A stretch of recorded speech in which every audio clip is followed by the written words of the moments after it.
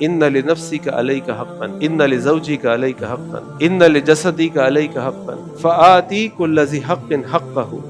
جب مسلمان ہجرت کر کے مدینہ آئے، حضرت ابو درداء اور حضرت سلمان فارسی رضی اللہ عنہما کے درمیان اللہ کے نبی صلی اللہ علیہ وسلم نے بھائی چارہ قائم کر دیا۔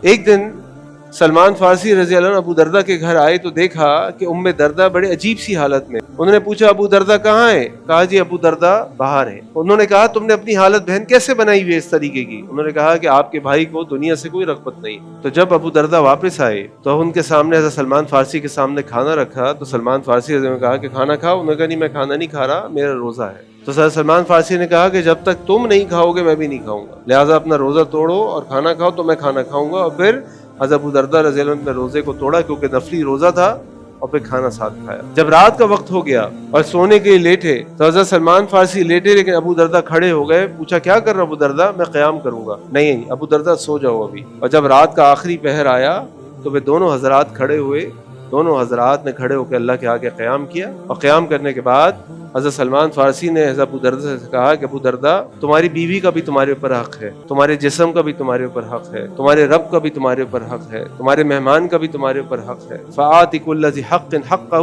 ہر حقدار کو اس کا حق ادا کرو۔